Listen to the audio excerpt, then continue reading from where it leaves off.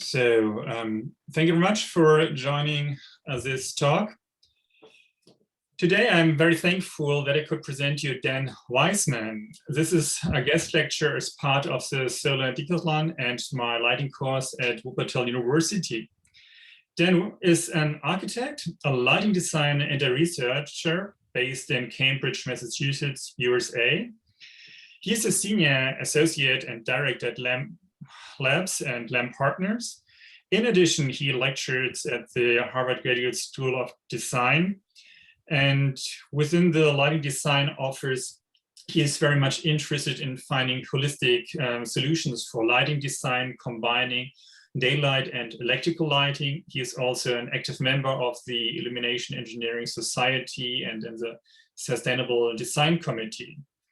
In the case he's not working there the full time, he is also heavily involved in some other interests. He likes to build classical mandolins, playing music, baking bread, and cooking for the family. So this is a very nice combination, and you will see more when he will explain you the image of Albrecht Dürer there.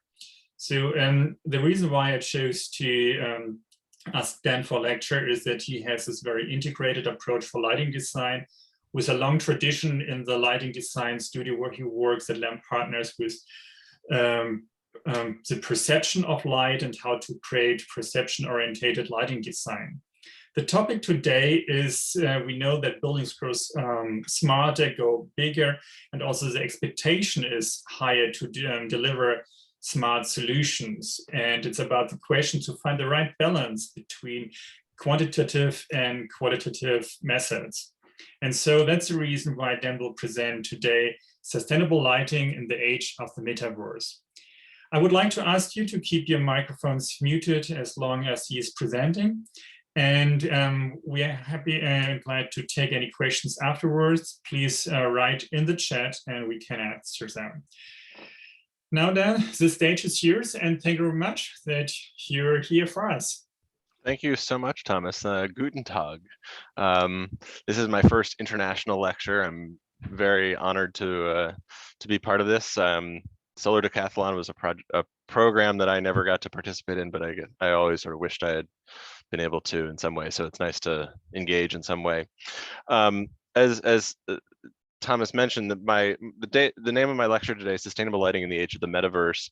I'm going to try and speak to all of the topics in the title, both sustainable lighting and the metaverse in some capacity or another. And through the talk, I'll both sort of speak to how I see these things sort of playing out in the near future, and then a couple projects that we've done that may touch on some of these aspects in one way or another.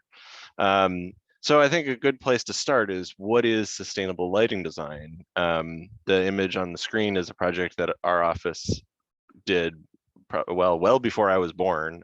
This is the Washington, D.C. Metro. And as you may be able to see, it's a fully perception-based design. It's really about sort of illuminating this whole volume of space. And we're going to get to sort of why that's important. But in short, I think the way to sort of categorize sustainable lighting design is sort of twofold. On the one hand, we want to maximize or optimize or support the natural cycles of daylight and darkness. So the full diurnal cycle. We want to maximize human visual comfort so a well-designed space is a space that's going to last a long time, that's sustainable. We want to use hardware in ways that are flexible and adaptable and maintainable and durable. And we want to promote a circular economy when possible, where when hardware reaches its end of life, it's not just going into the landfill. At the same time, we want to minimize and reduce our energy use. Obviously, that's been a central tenet of sustainability for a long time, both in the embodied energy of our hardware as well as the installed energy use. We want to be careful about our material use and not use red listed materials when possible. And we want to avoid the bad lighting, glare, light pollution, and light trespass. And all of this, from my perspective, our perspective, boils down to sort of a threefold process of collaboration through integrated design process through the project phases. And I think you guys are all probably going to be doing that in a very high degree in the Solar Decathlon project. Using perception-based design methods, which we'll talk about a bit more through this talk, and then use rating systems like LEED or BREEAM or green globes or WELL as guideposts for accountability, not necessarily to lead the charge. So on this topic of perception, you know, I'm part of a I guess I would say fourth generation, three and a half generation of sort of the philosophy of Bill Lamb, and he wrote this very important book in the 1970s called Perception Lighting as Form Giver for Architecture. And this quote right here, which I'm going to read, it really stuck out for me. He says, "To design good lighting, the designer needs to understand clearly the principles and processes of visual perception and the nature of human needs for visual information. We do not need more technology, nor do we need more light. What we need to do is what we need is an understanding of how to apply the technology already at our disposal, which can only come from an understanding of how we see, what we look at, what we perceive, and why. Energy is no longer the unlimited resource it once appeared to be. The moment is long overdue when we must change our priorities and design buildings which use far fewer resources to far greater effect. We can no longer afford to waste space and energy so lavishly to produce such pitiful, pitiless environments." I just find that incredible that he wrote that in the 1970s, and it's just as true today as it was then. Although he may not have fully appreciated the potential of certain types of technology to help with this process, which is something we're going to talk about today. But sort of at the core of his philosophy was sort of promoting activity needs and psychological and biological needs, not as sort of in contrast to each other, but as supporting each other. And that activity needs, the needs of being able to see for doing a task, are not necessarily better or more important than all of the other needs that humans require in order to occupy space. So the need for orientation, or to be able to discern the environment and understand where you are in a place, or to be able to communicate with others and have places for that to exist. And, you know, admittedly, and I'm throwing the IES under the bus a little here, although I'm relatively active in there with them now, is, you know, for a long time, the engineering methodology of providing light levels at a task plane for doing work, you know, very much coming out of you know, a mechanistic society and the development of factory labor and then, you know, drawing, as you see on the page here, and trying to find light levels that met those criteria. That really was sort of a singular objective, and it created spaces like this where you'd have overly pattern dominant ceilings, a poor control of contrast ratios. There was this sort of myth of even lighting, where, you know, create a grid of 2x2s and all of a sudden you have even lighting. Well, what about this big glazed surface on the facade? You end up with these uncoordinated lighting on at the walls, so the walls get these crazy scallops on them, and there's sort of an inverted visual hierarchy where the light levels want to be high and comfortable at the task plane, and yet the brightest things in your field of view are up in the ceiling or at the window wall.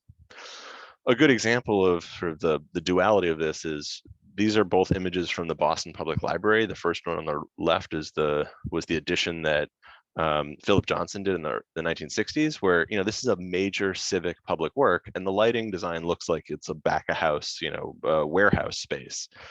By contrast, the subsequent renovation done in, I think, 2012 by William Rahn and Associates on the right, has a much more comfortable visual environment with an uplit ceiling that creates a lot of positive focus at the ceiling plane. Downlights give you that sort of sparkle and up increased light levels at the book level, and it's just a much more comfortable and welcoming space. And so this is really a philosophy that we, you know, generally work with. This is a daycare center that I did a couple of years ago, where we highlighted these call them dwellings for the kids to play in and nap and whatnot on the left, with warmer color temperatures and fully integrated lighting and no visible light sources. And on the right, the sort of public area zones that they called the yard, where we made it feel sort of like a daylit space. And there's actually some skylights up there, but we uplit the ceiling above the baffles to create this sort of wonderfully tactile surface in the ceiling plane. And I think this rings through to other projects too, with the images you see here. So really where we're going now is how does the process of modeling lighting support good design? Because the truth is that the technology for modeling has improved so much, and that has become sort of a primary way in which we work now. But in order to do that, we sort of have to go all the way back to our friend Albrecht Dürer on the left and Johann Lambert on the right. And maybe it's not a fair comparison to these two, but in a way, what we're looking at is sort of the difference between qualitative and quantitative assessment of the visual environment. So on the left, you have Albrecht Dürer, who developed methods of perspective and ultimately is sort of the forefather of ray tracing. And on the right, you've got Lambert, who developed methods of quantifying light levels and light through calculation, and is the forefather of all modern lighting analysis. But through the 20th century, this is really what those calculations ended up looking like. We had these sort of flow charts and spreadsheets and methods of sort of assessing light levels that sort of boiled down the quantity of light in a space to as sort of a simplified metric as possible. And usually that was sort of total lumens in a space boiled down to an average foot candle level at the task plane. And it was actually kind of rare that people pre-digital would model electric lighting. This is interesting enough, some more images of Bill Lamb's project at the DC Metro, where he actually did some physical modeling with electric lighting to show sort of the qualitative effect of the light sources in these spaces, and sort of the qualitative experience that one could achieve through certain types of lighting solutions. But again, as graphic digital tools became available, the obvious first thing to do with them was calculating light levels, because that was sort of the easy thing to do. And when in the early days of digital technology, there obviously wasn't much in terms of graphics.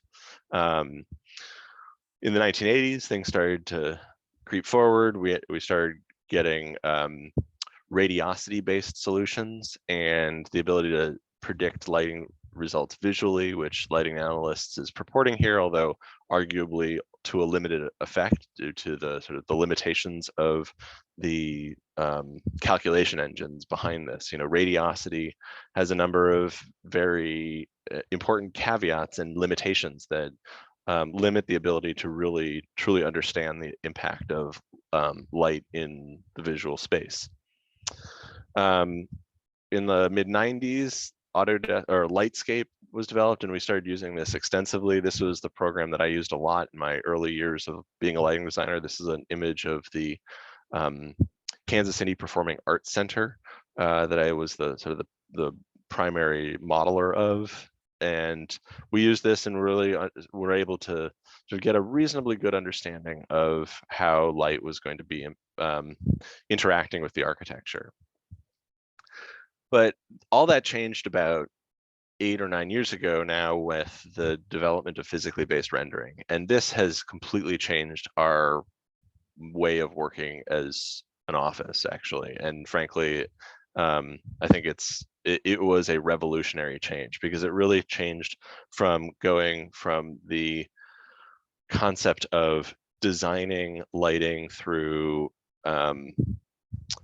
drawing and through sketches and through sort of mock-ups and making assumptions about how light would be operating in a space, to being able to really operate on the thing itself. This is some imagery of the new stadium in Los Angeles that we did with HKS at SoFi, and you can see on the left a really high-level rendering of all the light sources in the space with very complex geometries and materials.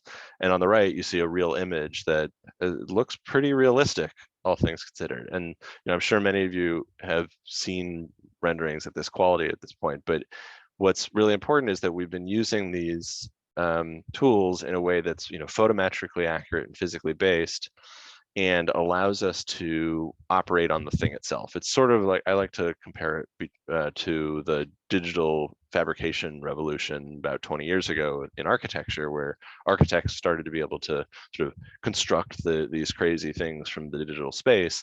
We are able to sort of do the same thing with lighting now, where we can really understand what we're looking at in real time. And we're also we're using this in daylighting as well. For many years, we used the heliodon as sort of our primary tool for understanding the qualitative aspects of the daylit environment in a sort of a simulated way. But the problem is with an analog heliodon, the output of that may be, if you're working on that in person, you can see what that's really going to feel like. But most of the time, it's through photographs, and the photographs have a lot of trouble with contrast and exposure, just like digital tools do in a way. But we can at least sort of account for that better with the digital environment. And we find that using the digital heliodon is a pretty pretty accurate way to understand how the daylit space is going to feel. So here's a diurnal image rendering of a space, what I'm going to talk about in a little bit, just sort of showing, we're doing fully daylit animations all the time now, and that's nothing special anymore. So in practice, where's my mouse? What this really has come to mean is that, when we're in a model, we're basically moving around in real time.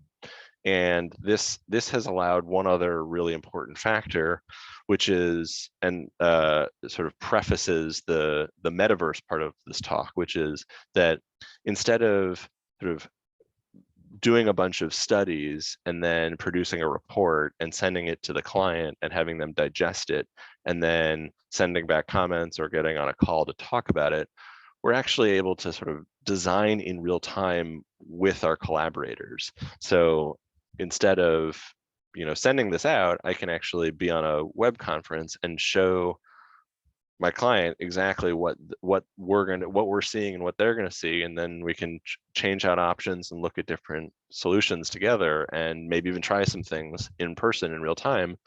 And it saves a lot of time, and it saves a lot of energy, and it really also brings, I think it really enhances the collaborative process, especially in the era of COVID, where we're not able to necessarily be in person nearly as much, and more of our collaborators are all over the country or the world. So I don't know if the Facebook meta fantasy is really realistic, and I certainly don't want to be spending all of my time sitting in a VR headset. But I think there's a lot to be said for the potential of multiple users interacting together in a space at once, and being able to not only see sort of the architectural geometry, but also sort of the experience of the quality of light and material. So right now our process is sort of this crazy chart here, where we're pulling in from a BIM model, maybe we're going into Rhino for certain things, and then ultimately into Autodesk 3D Max, where we'll develop options for electric lighting using NVIDIA's iRay software, and we'll develop a whole bunch of options. We'll maybe come up with some fixture selections. We'll share that with the client. We'll sort of iterate through that, and then we'll have to push all that back into the BIM model, and we might bounce out to a spreadsheet to do the fixture schedule, and then bring it back in ultimately for construction documentation. But where we see this going is sort of a much more hybridized approach, where we've got a BIM model, we've got our perception-based design through a real-time photometrically accurate physically based renderer, and some sort of metaverse interface. So we sort of put this together in a couple interesting slides, looking at a simple space. You can actually, if you want to QR code this, you can see the space in real time, because I have it up on a 3D viewer. But so we sort of imagine that, as the players are all getting into the space, you could, change finishes, you could change materials, you could change lighting solutions, and that this software would sort of give you feedback about the design solution. So, here's us giving us a warning about red listed materials for the product that we selected, or maybe we turn on a false color and we can switch between luminance and illuminance and quickly understand what our light levels are, or what our uniformity gradients are, depending on what the criteria needs to be.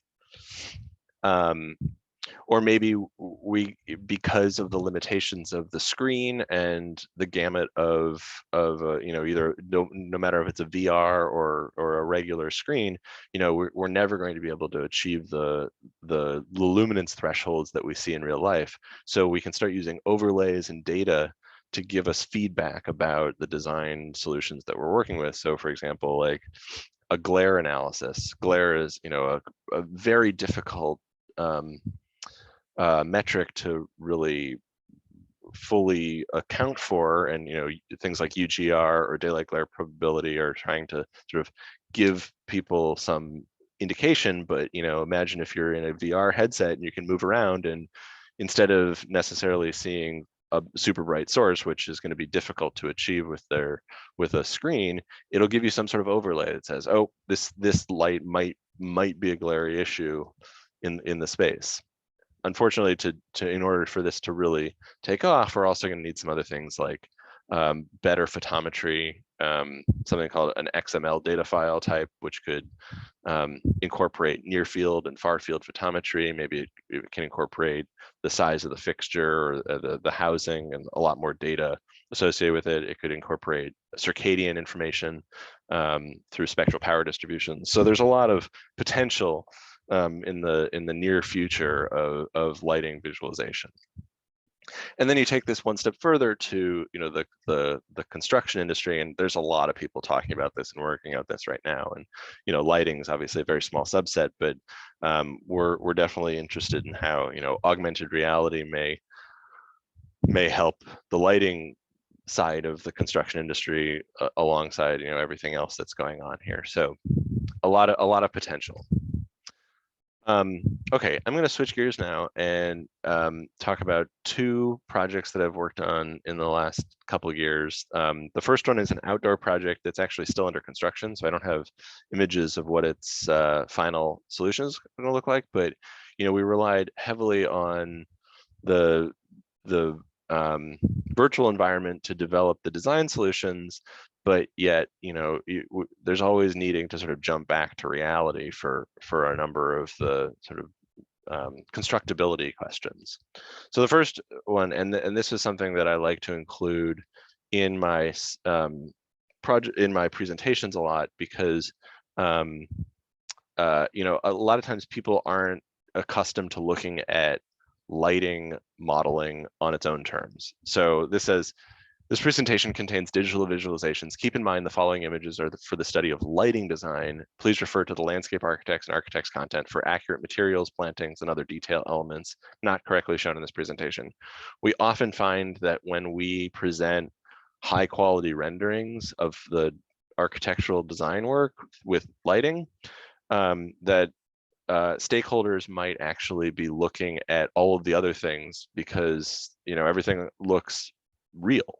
And so instead of looking at the lighting design, we sometimes find that people are like, well, that's the wrong material. That's it should be bronze when it should when you're showing it as gray or whatever.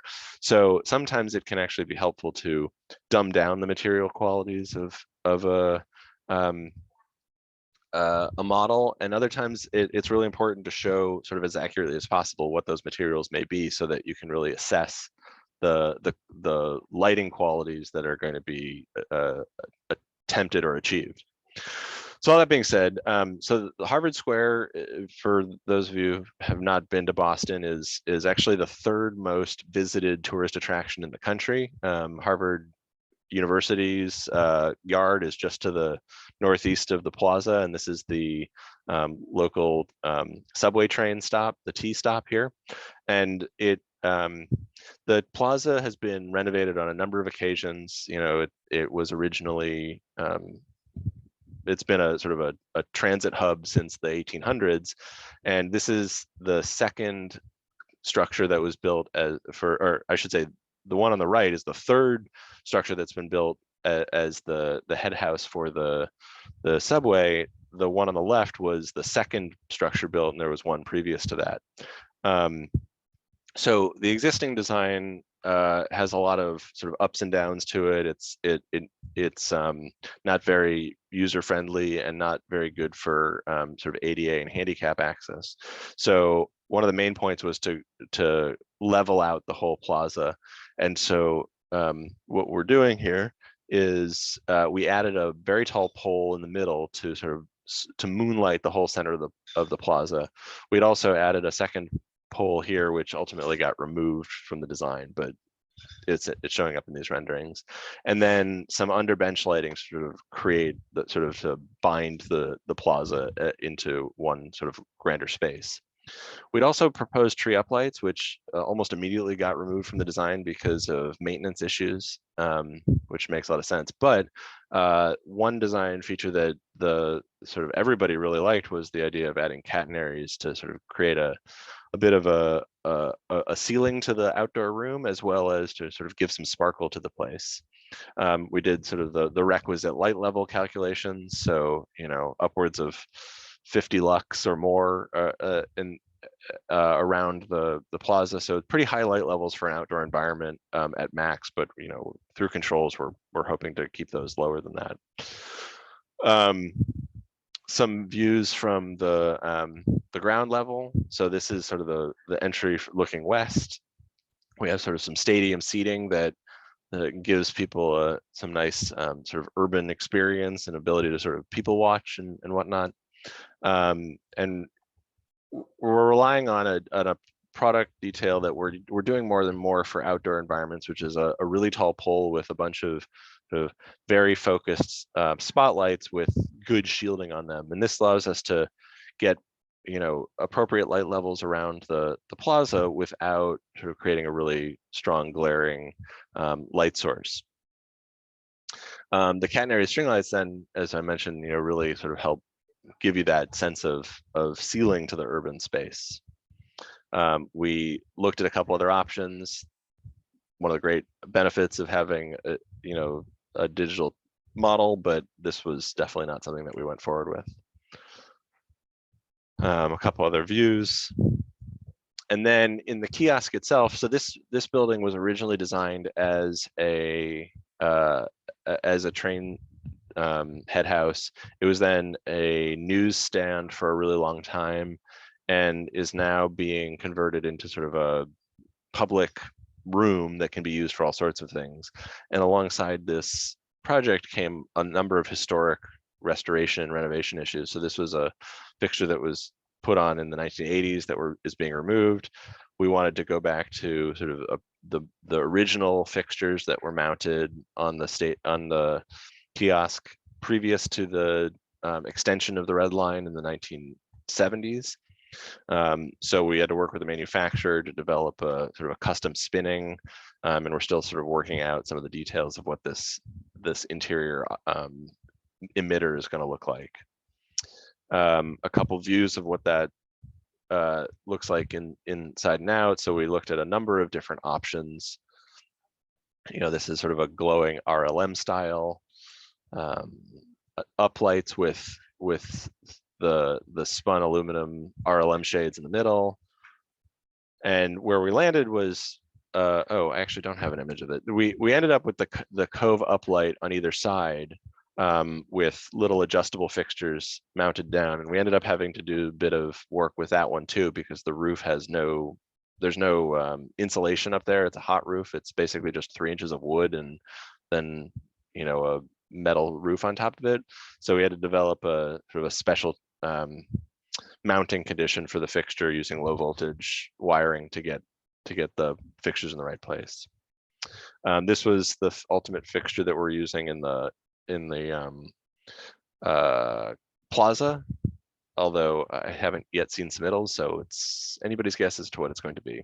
But we did a couple more studies during the daytime to look at what that pole would actually look like. So this was sort of a 3x3 version, sort of spun up the pole, making the pole a little taller.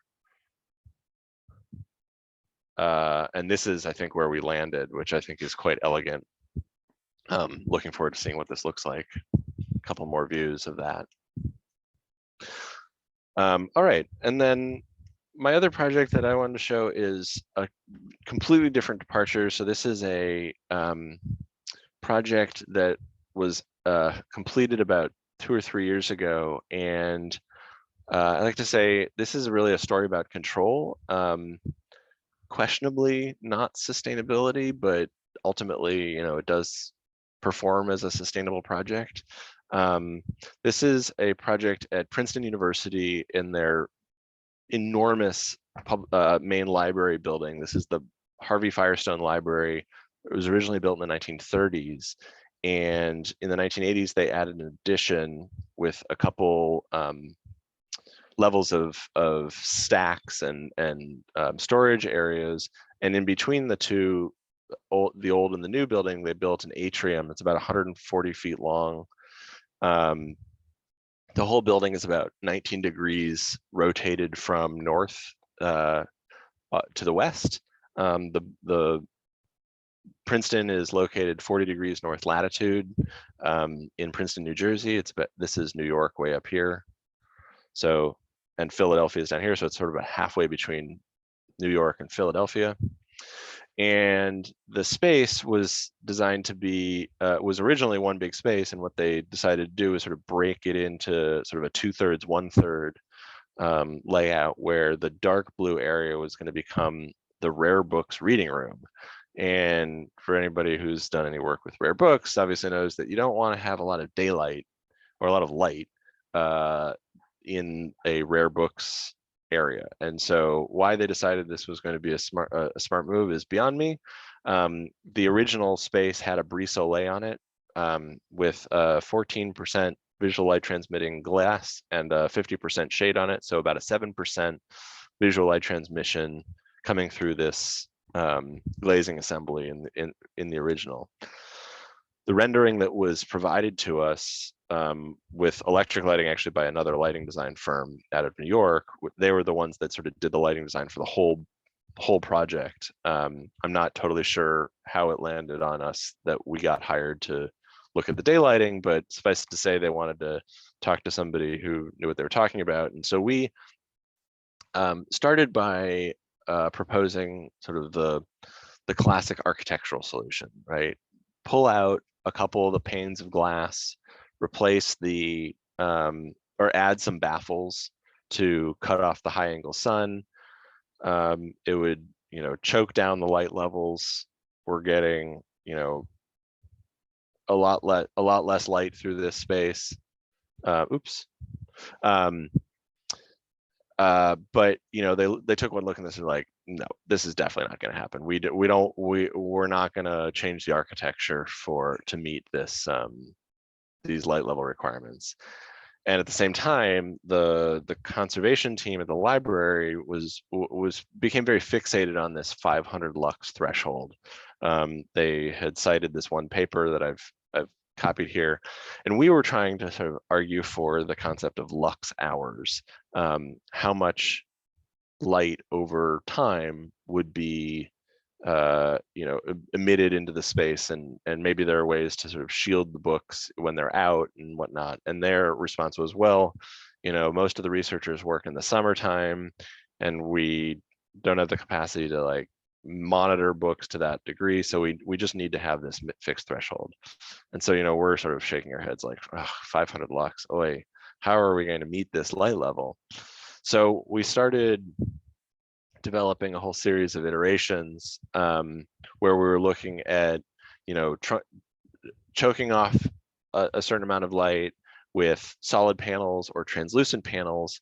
But we kept running into this issue that everything felt sort of too dark and too gloomy. Basically, if you get the light levels down to where they need to be in in the summertime, when the sun is high overhead, you're going to end up with incredibly low light levels in the wintertime, and it's basically going to feel like an undaylit space. It's like, why even bother putting in the panels? So we're like, there's got to be a better way. And it just so happened that around that time, electrochromic glazing was starting to become a technology in use. And so we proposed it, and the stakeholders went to visit a couple projects, and they approved the design direction. So we started working with Sage Glass, which is a subsidiary of Saint-Gobain, and they were the first sort of to come out with this technology, and so we started working with them. And at the time, their one product offering was what you see here. Basically, the clear glazing is a 60% visual light transmitting glass, and when you add a tint to it using a sort of low voltage wire that puts some electricity into the glass, it would tint down first to 18% and then 6% and then 1%. So if you think about that, it's sort of a logarithmic scale, and that sort of equates to a 50% reduction in perceived light levels for each tint step that you go down. So the first thing we had to do, obviously, was sort of test to make sure that it worked. So we tested a point at peak illuminance, which happened to be just a little past the summer solstice, and we found that it worked. It was great. The caveat here was that one of the issues with, I'm going to come here and then go back. The glass with their technology tinted quite blue and when it's tinted down, and so there was some study done that found that if you keep at least 10% of the glass clear, you could maintain color rendition. So in our first test, what we did was we kept this clear story on the north side clear, and then only tinted the horizontal panels, and so that's how we got to this. But it quickly brought up this question of control, because, you know, to this point, most electrochromic installations were basically either vertical glazing, as you see in the screen, or sort of singular skylight areas where, you know, trying to control specific locations was not really necessary. And obviously, in a vertical situation like you're seeing on the screen, if there's too much light, you can start by tinting up at the highest glazing, and you sort of work your way down. But when you've got, you know, this much glazed area, there's no real direct relationship between the glass up at the skylight level and the task plane down at the desks. So I'd long been fascinated by this concept of heliotropism, which is, you know, how plants basically follow the sun throughout the day and the year. And so I applied that geometrically to the skylight, where I basically created a simple definition, a grasshopper definition, that would maintain light levels, or I'm sorry, not light levels, maintain tint levels based off of where the sun was shining at any one given point in time. So if the sun hit the task plane, it would tint the corresponding cells of skylight to be the darkest level. If the sun hit the low part of the walls, it would tint to the next level up. The high part of the wall is the next level up. And then if it didn't hit anything, or maybe just the really high wall, it would just keep it clear. And that worked great as a sort of a conceptual model. And frankly, if this project had not had a specific light level requirement, this probably would have been just fine. But we had this sort of secondary need to provide this specific light level, and so we had to go back and do another iteration.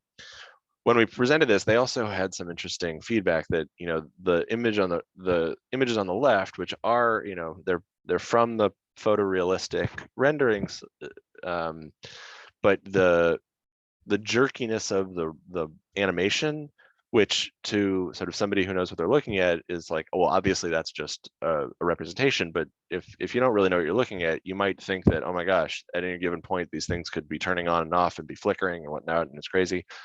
So we had to go back and change that because turns out the technology, the way the electrochromic glass works is it takes anywhere from like 2 to 15 minutes to transition between scene states. It's very slow, very transitional, and really does not, create a, you don't really notice it in your field of view.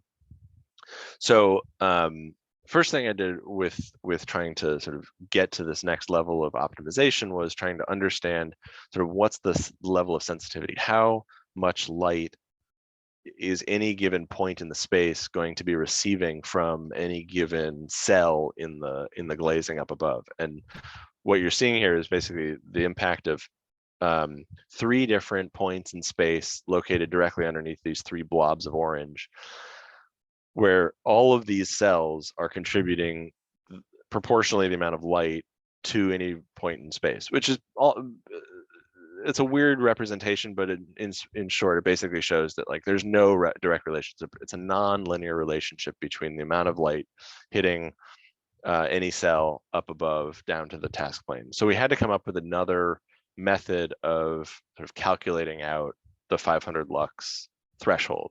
And to do that, so this is the like a full day of rays of light moving through the space. So what we did is developed sort of a looping algorithm wherein we'd start with a minimal amount of tint at any given point in time and test for light levels at the task plane. And if the light levels are not met, it would increase the tint on the roof and run the calculation again. And it would keep doing that and doing that until it found a tint state for, in this case, the 12th of July at 11 o'clock that would fulfill that 500 lux threshold. So this is sort of what that whole thing looked like on the back end. In short, basically, sort of a lot of this is based off of technology we had available 7 years ago now. So this was all done with Honeybee in Grasshopper. Now a lot of it could be done with Climate Studio or in other ways. It'd probably be a lot faster. So we basically push the cell distribution through a radiance calculation and then test it with some logic. And if that logic did not meet the criteria, it would increase the cell, the tint state, run another radiance calculation and keep going until it met the tint level. Then it would export that information to an Excel spreadsheet and then move on to the next time step. This looks really cool and fancy. It crashed my computer for about 3 months, so it's not quite as it wasn't quite as sophisticated as I would have liked it to be. But all that being said, it did work. We ended up with 10 times 16, so I think 160 some odd on tint states at full level. Basically, each day's worth of tint states could be reused for about 2 weeks because the amount of time that the sun, or the amount of distance the sun moves in a day is about the same as the amount of time the sun moves vertically in about 2 weeks. So we could reuse each tint state for 2 weeks, and then we mirrored the whole thing over the course of the year. And then on top of it, we needed to be able to account for the weather because, if there's a cloudy sky, we don't want it to tint all the way down. So we developed sort of 4 levels of tint that, and then there was a solar, some photocells on the roof that sort of looked out in different directions, looked for weather patterns, and could sort of anticipate if there's going to be cloudy skies or not. And this was basically what the whole output ended up looking like and delivered to the to Sage Glass, and this is how they programmed the tints of all the glass. So it got installed in 2017 to great affair, and took a bunch of great professional shots, made it up onto the website. That was all great. This is some images of what it looks like up close. A bunch more images I found on the web.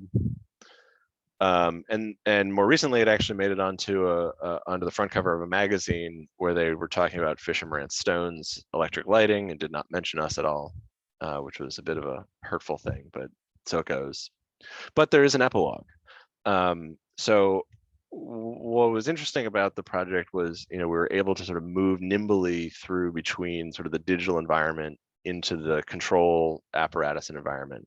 And what happened was, about 9 months after it was installed, some of the librarians started to notice that there was some direct sun happening for a very short period of time. And they said, it wouldn't have been a big deal, except that that's where the library carts tend to be housed with the rare books that people are using. So they really wanted to clean it up.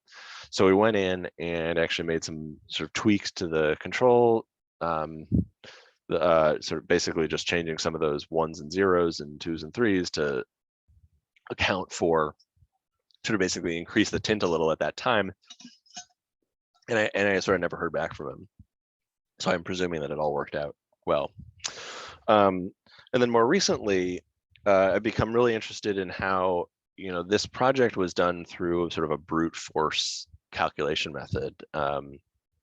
And I'd be interested to see how this could be sort of taken to a new level through machine learning. And you by using sort of the same technologies found in sort of driverless cars, and solar tracking, and maybe it's eye beacons, or being able to track where the books are, and sort of a view from above, that maybe this whole system could be redesigned to automatically assess light levels in the space at all times, and know what humans and what objects are in the space at any time, to sort of keep the daylight levels at the appropriate level.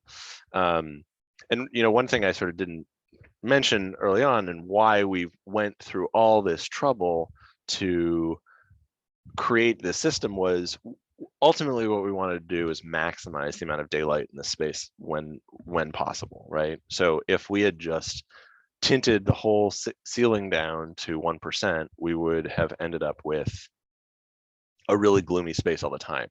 So the balance here was, how do we achieve that 500 lux maximum threshold, and basically try and keep the light levels just below 500 lux as much of the time as possible, so that we can maximize the amount of daylight in the space, which ideally would have also meant turning off the electric lights when they weren't needed, but that clearly has not happened. So here we are.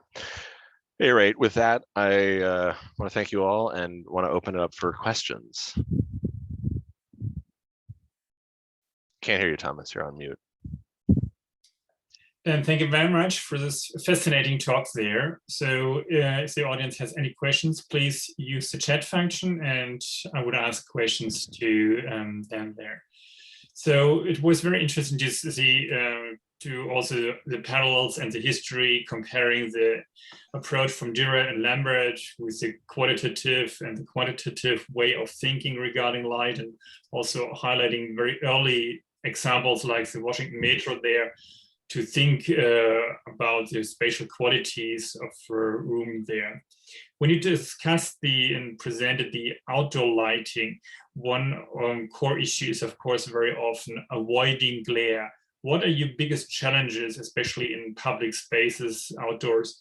How do you deal with this in other projects? I think the biggest issue I find, well, a couple issues with avoiding glare in outdoor situations, is there's a really direct trade-off between the quantity of hardware used and the output needed to achieve minimum light levels for code, or for a sense of safety, or sort of whatever variable the client is interested in, and the budget, right? So more low-level light sources at low output is going to ultimately create a more comfortable lit environment, because you can have those sources on at lower light levels.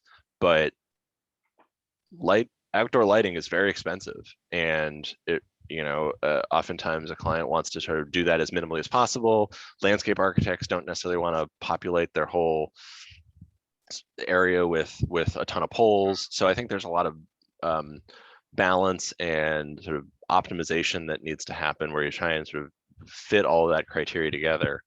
We do, one of the severe limitations of the digital environment is the inability to really assess glare appropriately, and that was sort of what I was trying to get at with those images of showing sort of the hopeful idea of some sort of data overlay. And there's been a lot of development of UGR and the bug rating stuff, but at the end of the day, you gotta just get some samples and assess product in reality to really see what works and what doesn't. But I think I've become much more strong, feel much more strongly about designing for a quality nighttime environment and low light level, low light pollution, using fully shielded dark sky fixtures that 90-degree cutoff minimum. Maybe in some places we're even looking at like a 60-degree cutoff, using really low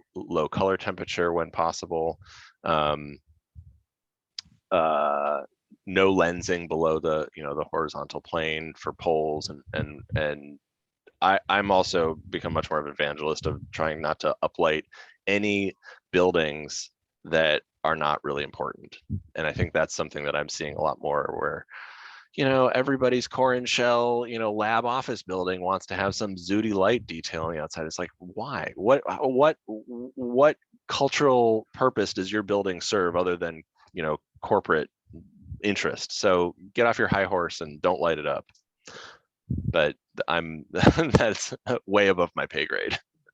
Yeah, I understand. When you bring new people on board in your studio, and you're also involved in education at the Harvard Graduate School of Design, how do you teach your students to learn to understand perception-based design? Because it's quite abstract. It's an alternative way to just the engineering position, walking around with a lux meter and checking that everything is okay. Sure. What are some tips for the students to understand a little bit better the concept of perception-based design? Well, in practice, I think there's a couple sort of very basic techniques that can help sort of bring that concept down to reality very easily. Light surfaces, light what you want to see first, light the ceilings and walls, and then fill in only where necessary. Oftentimes I find that when I'm developing a lighting designs in the early stages, it's the easiest, do the easy moves first, right? Like if there's a wall that looks like it wants to be lit, light it and see how much light that generates for the space. And then if you need to fill in with some downlights, then you can add those later. But don't start with the layers of light that are basically there for meeting code minimums, right? Like start with the layers of light that enhance the perceptive experience of a space. So that's creating positive focus, creating a sense of place, and move from there first. I see. And then you mentioned that the support of software was really crucial to find the solutions combining daylight, electrical lighting, and you created your own scripts. What do you expect regarding the software development for the next years? What are your dreams? How could software programs for daylight and electrical lighting develop? Well, I mean, some of the slides that I showed in the lecture were quite literally our desires, right? So what I'd like to see is, we're basically we've plateaued with the capabilities of real-time simulation, granted with very good graphics cards. I think the next steps are integrating some of the other aspects of the needs of lighting. So the ability to read luminance and illuminance, Climate Studio, what you see here, like being able to do this is great, but Climate Studio is a fantastic software suite, but it's got limitations of its own. The iRay can render real time and move around really fast. This is much slower still, but I can switch between a false color and an RGB very quickly. I can change my exposure, blah, blah, blah. I can check out what my luminance levels are. So being able to do all of those things in real time at all times, I think is one really critical piece. But then, there's still this disconnect between the BIM environment and the logics that BIM requires takes time. It takes a very direct understanding of what you're trying to do versus the nimbleness of 3D Max or Rhino, where you can model different iterations very quickly and study a lot of options. And then being able to push those options back into the BIM environment in a sort of a facile way, I think is something that we're still struggling with a bit here. We pull off the BIM model into our study models. We test a bunch of solutions. We show the client these pretty pictures, and then we basically have to sort of reverse engineer those designs back into our documentation software. And then we have to sort of, go hunt down PDF cut sheets. There's a lot of people thinking about how the whole specification world is working and trying to make that a much more streamlined environment. I didn't even touch on that, but that's a whole big piece of this too. So a lot of desires. My biggest desire at this moment really is the transition from the IES file to the XML file, which I think could have huge implications as to sort of bringing the BIM and the visualization world together, and the analysis world, because it allows for so much more data to be contained within one file type and allow a lot more use and analysis. And when do you expect the first results for machine learning and lighting design? Well, I wanted to do this one a couple of years ago with a postdoc, actually from Princeton, but then COVID happened and it didn't happen. There's some stuff happening now. I actually sat on a review of my co-teacher at the GSD who taught a machine learning module, and I think that's still a little early. I think one of the big issues that a lot of people are still struggling with is multi-variable optimization, and I think that's where there's a lot of potential. The fact that great, you've optimized for daylight and you've optimized for thermal stuff and you've optimized for acoustics and you've optimized for all these different things, but how they're actually intertwined together is still something that we're not quite able to do yet in a sort of a seamless way. So I think that's something I'm really looking forward to seeing more of too. There's one question from the chat here. In lighting design, horizontal illuminance is often the primary consideration, especially in public areas. The task of light is also to support communication, for example, facial expression and gestures. How do you approach the social factor of lighting design? Well, a good example for that is actually how we look at exterior lighting, and something that we are very cognizant of is sort of the difference between lighting with bollards along a path versus lighting with poles. Lighting with poles may not feel as intimate, but it gets light up on people's faces, and so it creates a much more sort of sensible sense of perceptible sense of safety. So that's certainly one example that we think about a lot.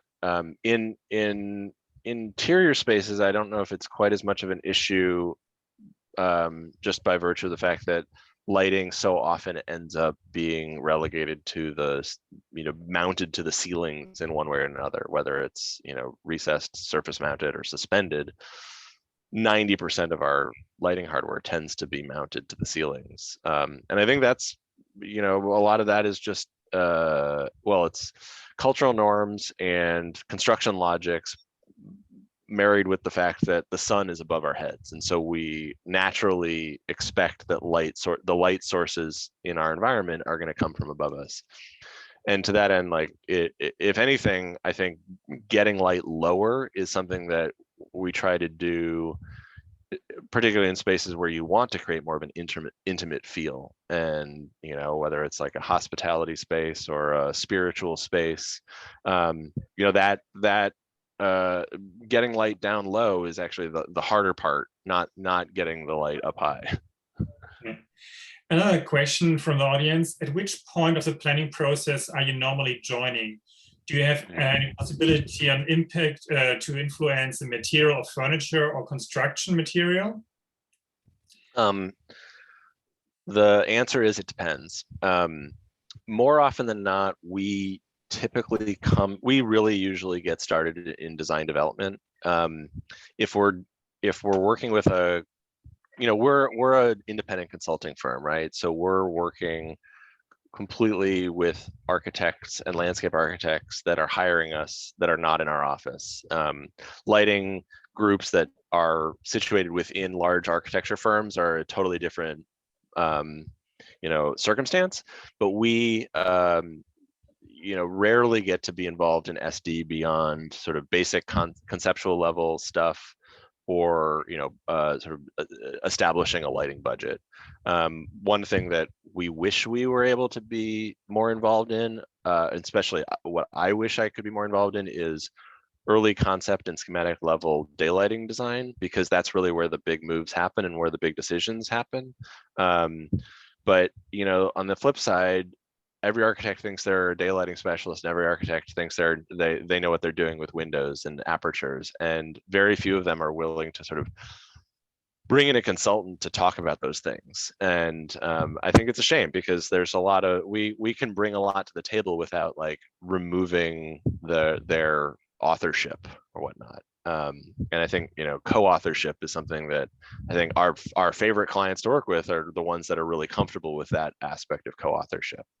That being said, for electric lighting, it really doesn't usually make sense to develop much in schematic design aside from like super high level design ideas, because the building hasn't congealed yet. The owner hasn't really signed off on all of the general moves, and there's no materials at stake.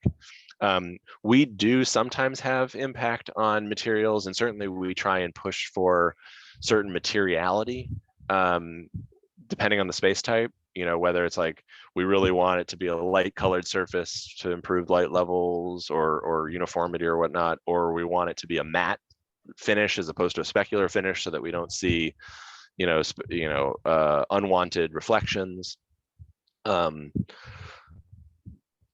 But oftentimes, I think that's where having the physically based rendering hardware or software, excuse me, has become so useful to us, is that like the architects develop this designs, and they put together renderings that are not really realistic, that they're showing their clients about how the a material may look or whatnot, but it's not really showing what it looks like. And so then we can come back and be like, okay, well, we can actually study what the materiality is going to look like at a much higher level of fidelity in the digital environment, and give them a pretty solid understanding of what that might be. And frankly, to that end, I think the most important aspect is not just showing a one-off, like this is what this stone material is looking like, but you have to show it in reference to some other things, right? So showing comparative results is something that we find is incredibly powerful and really important in order to sort of get buy-in on one thing or another. And that